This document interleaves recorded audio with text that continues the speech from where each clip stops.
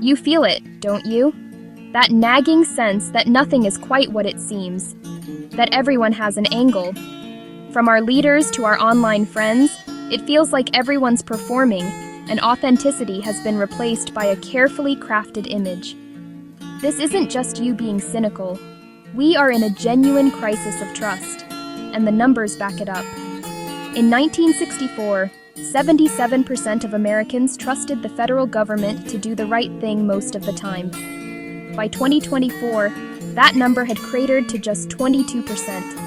And it's not just the government. Confidence in everything from the media to the medical system has taken a significant nosedive. This crisis seeps into our personal lives, making us wary of our neighbors, our colleagues, and sometimes even the people we love. So in this video, we're not just going to list off the problems. We're going to explore the deep psychological and social reasons why we find it so hard to trust one another in the modern world, and what it's doing to us.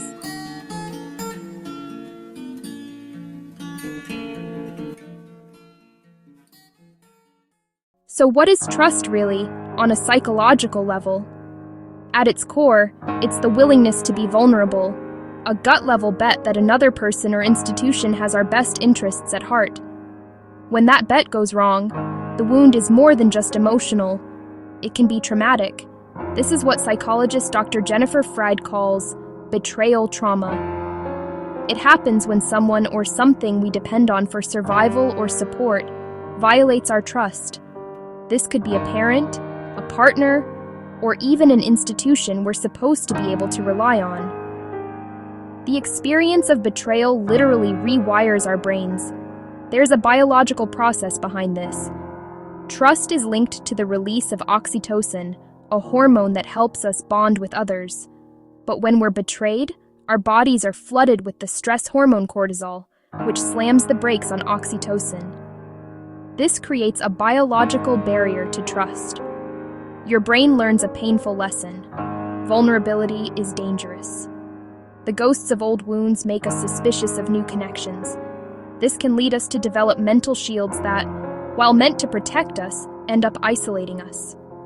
One is projection, where we assume everyone else must be as deceitful as we fear they are.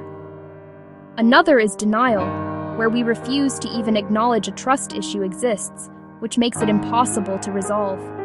It's a vicious cycle. We become hypervigilant, constantly scanning our environment for the next potential betrayal. We start to believe that everyone is only out for themselves, because our own psychological armor is braced for the worst. It's a lonely way to live, constantly on guard, unable to find the very connection the human brain is wired to seek. But this crisis isn't just in our heads. Our individual psychology is being amplified by massive shifts in our society and culture. The institutions that once formed the bedrock of social trust are now viewed with widespread suspicion. For decades, polls have tracked a steep drop in public confidence. As of late 2025, trust in the federal government is still stuck at historic lows. This has spread to other pillars of society, like organized religion, where confidence has dropped so much that recent polls show only about a third of Americans have high trust, down from over half just a few years prior. When the pillars of society seem to be crumbling, it's natural to feel that the ground beneath your own feet is unstable. We start to think, if we can't trust them, who can we trust? And then the internet poured gasoline on the fire. Our information landscape is completely fractured. Where we once had a few broadly trusted sources of news, we now have an infinite fire hose of information, and much of it is designed to provoke outrage, not inform. Social media algorithms create echo chambers that constantly reinforce our existing beliefs and demonize anyone outside our tribe. This makes it nearly impossible to find common ground or a shared sense of reality. We're sorted into digital camps, fed distorted caricatures of the other side, and taught to view them with suspicion and hostility. This online world also breeds a culture of inauthenticity. We scroll through perfectly curated highlight reels of other people's lives, which can create feelings of inadequacy and a sense that everyone is living a fake life. We perform for an invisible audience, and we assume everyone else is doing the same. This environment hits younger generations especially hard. A huge percentage of people under 30 get their news primarily from social media platforms, but many admit they struggle to tell what's real and what's fake. When the very information we use to make sense of the world is unreliable, distrust becomes the logical default setting. So, if we're biologically wired to fear betrayal and culturally conditioned to be suspicious, what do? How do we navigate a world that feels so untrustworthy without closing ourselves off completely? The path forward begins with us. The first step is to practice what psychologists call wise trust. This is the middle ground between blind trust, where you ignore all the red flags, and corrosive suspicion, where you see threats everywhere. Wise trust is about assessment. It's recognizing that people are fallible, but learning to gauge the risk of betrayal based on their character and consistent behavior, not just your own anxieties. Rebuilding starts with open and honest communication. This means learning to express your fears and needs clearly and setting firm boundaries. Relationship expert Dr. John Gottman says that trust is built in very small moments. It's built when someone turns toward you, not away from you, when you express an emotional need.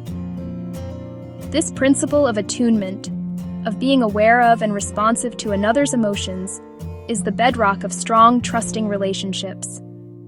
If you've been deeply hurt by a betrayal, the journey back is slow. It's not about forcing yourself to trust again. It's about rebuilding your own sense of self-worth first.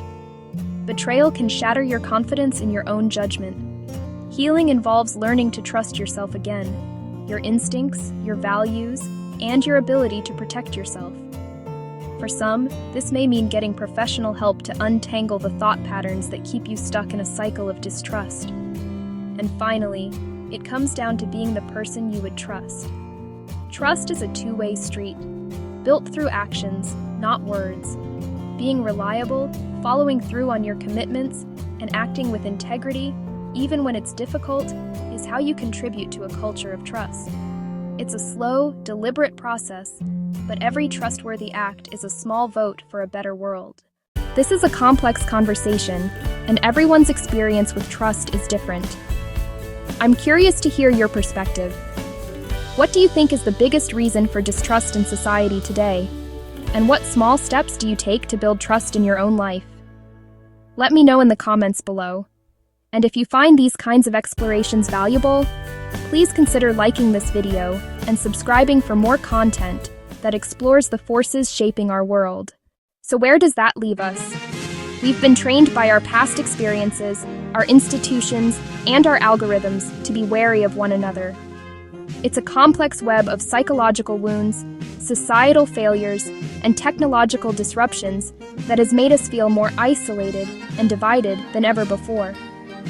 But understanding the roots of this problem is the first step toward solving it. By recognizing the psychological triggers that push us toward suspicion, and by being more conscious of the cultural forces that seek to divide us, we can begin to make different choices.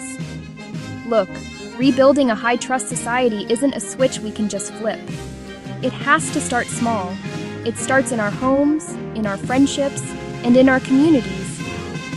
It starts with choosing vulnerability, practicing clear communication, and holding ourselves and our institutions to a higher standard. It starts with the radical belief that connection is still possible, and that trust, though fragile, is still worth building. Because a world without trust is not a world any of us want to live in.